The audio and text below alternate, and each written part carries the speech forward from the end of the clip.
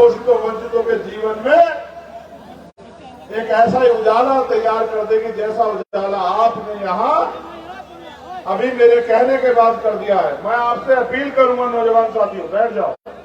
अगर आप में से एक भी खड़ा रहा तो मैं बिल्कुल नहीं बोलूंगा और मैं ये मान लूंगा कि आपके भरोसे मुझे कोई लड़ाई नहीं लड़नी। आप दिखावे वाले लोग,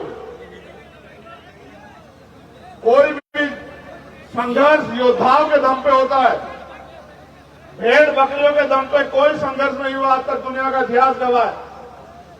जब भी मैदान सजता है योद्धा लड़ते दोनों तरफ से एक बढ़ के योद्धा, और योद्धाओं में युद्ध होता है तब जाके परिवर्तन होते हैं। आज भारत में लोकतंत्र है। समाज साथियों, भारत में वंचित वर्ग के लोगों को कोई भी अधिकार मांगने से, रोने से, चिल्लाने से, हाथ फैलाने से नहीं मिला। समय समय पे इसके लिए हमारे महापुरुषों ने कुर्बानियां दी, जिनके नाम मैंने लिए। उन्होंने सबने अपना जीवन, अपने सुख सुविधाएं त्याग कर मानवतावादी आंदोलन को मजबूत किया, अंधविश्वास पाखंडवाद के खिलाफ आंदोलन चलाया और उसको असली ताकत के रूप में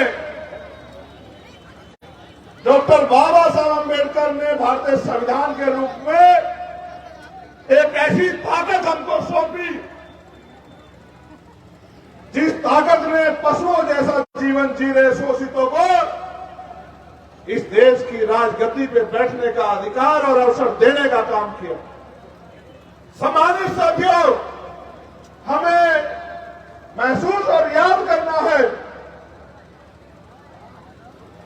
कि भारतीय संविधान से पहले हमारे पास क्या क्या अधिकार थे।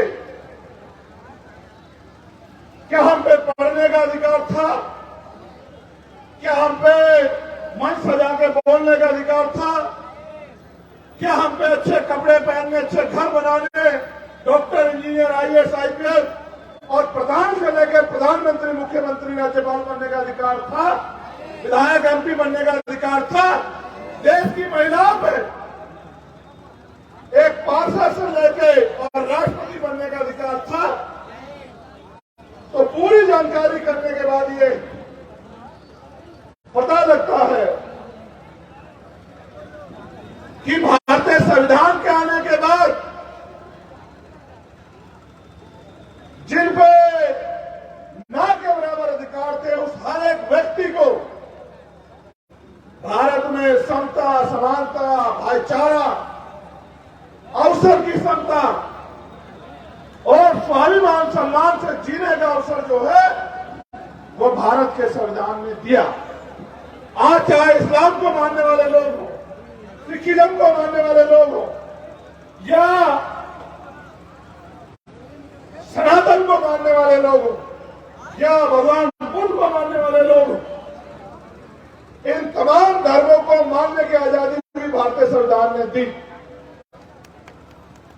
अगर आज शोषित वर्ग के लोग राजनीतिक आरक्षण के जरिए प्रधान से लेकर चेयरमैन और विधायक और सांसद बनते हैं तो ये अवसर भी भारत के संविधान ने दिया। लेकिन साथियों, आज संविधान पे खतरा मंडरा रहा, और ये खतरा मैं नहीं कह रहा, ये खतरे का जिक्र किया आरएसएस के लोगों ने।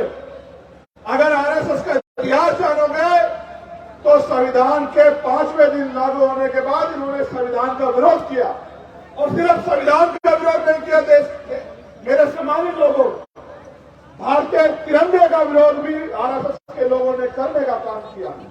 और उन्होंने कहा कि हम वो तिरंगा जिसमें हमारा भारत का शहीद लिपट के आता है, जिस तिरंगे के सम्मान को, जिस तिरंगे की शान में हम गौरव से सलूट करते हैं कि वो तिरंगा हमारा देश का राष्ट्र ध्वज नहीं है, ये आरएसएस के लोगों ने कहा।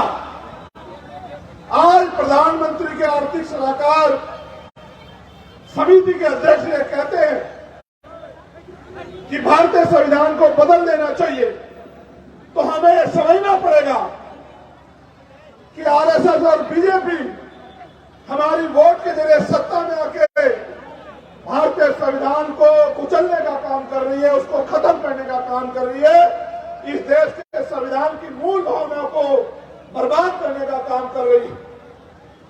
वैसे तो सम्मानित साथियों, ये बुद्ध की धरती है और बुद्ध शांति के प्रतीक है, लेकिन मुझे ऐसा लगता है कि आज भगवान बुद्ध के शांति की धरती से हमें क्रांति की शपथ भी संकल्प भी लेना पड़ेगा,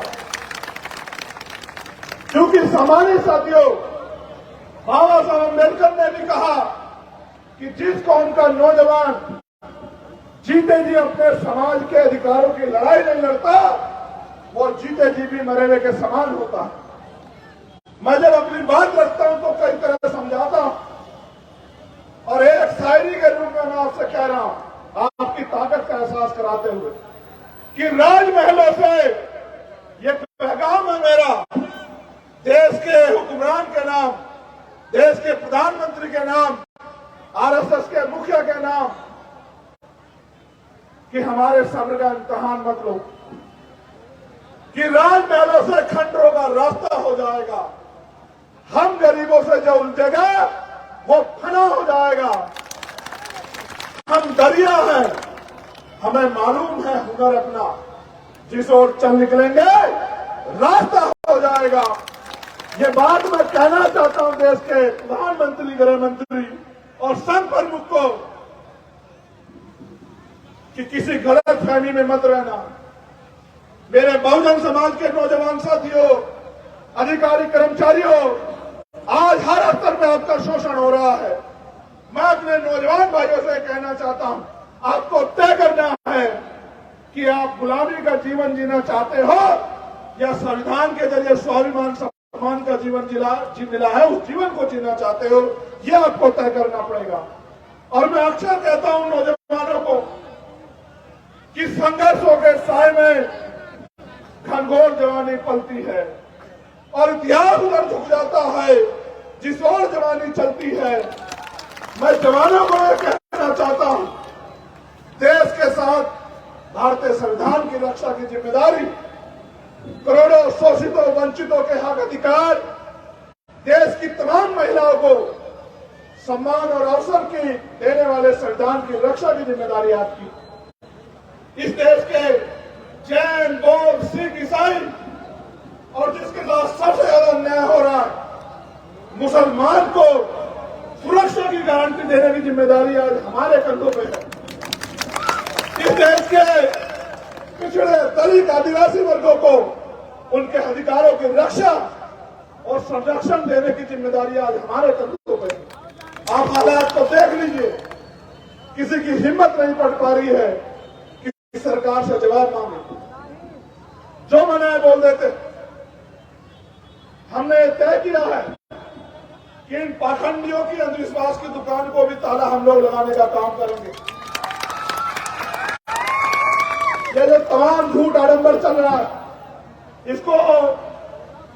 इसकी पोल खोलने का काम भी हम करेंगे और किसी भी स्तर पे, चाहे संविधान की रक्षा का संकल्प हो, संविधान बचाओ देश बचाओ, या फिर ईवीएम द्वारा जो वोट की चोरी हो रही है, ईवीएम हटाओ लोकतंत्र बचाओ, इस नारे को मजबूत करते हुए आज जो संकल्प यात्रा यहां से शुरू हुई है, ये बुद्ध की धरती से जो हमने शुरू की है, अब ये पूरे देश, प्रदेशों में, गांव, कस्बों, मोहल्लों में, नगरों में जाएगी।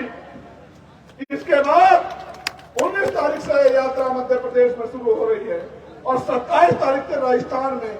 और अब हम लोग प्लान बना के आज जो आरएसएस बीजेपी के मंसूबे में जो कील ठोकने का काम आपने किया, इतनी बड़ी सभा करा के और रात के 9 बजे भी यहाँ बड़ी मजबूती से डट के आपने जो आज अपनी ताकत दिखाने का काम किया, चौधरी अमर सिंह के हाथों में मजबूत करने का काम किया, यहाँ की जिले की कमेटी के हाथों में मजबूत करने का काम किया।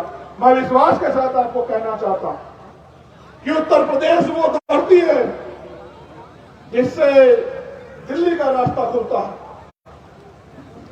हम लोग पूरे उत्तर प्रदेश में संविधान बचाओ, देश बचाओ, ईवीएम हटाओ, लोकतंत्र बचाओ।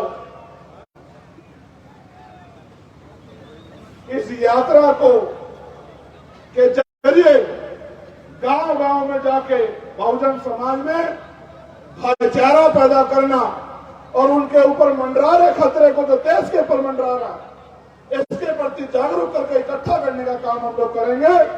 और जैसा सारे नेता कहते हैं कि बीजेपी को उत्तर प्रदेश में रोका नहीं जा सकता, मैं आपको विश्वास से कहता हूं कि पूरे उत्तर प्रदेश की गली गलियों में ऐसे घूम के हम अपने बहुजन समाज के लोगों को जगा के उत्तर प्रदेश से ही भारतीय जनता पार्टी का विजय रथ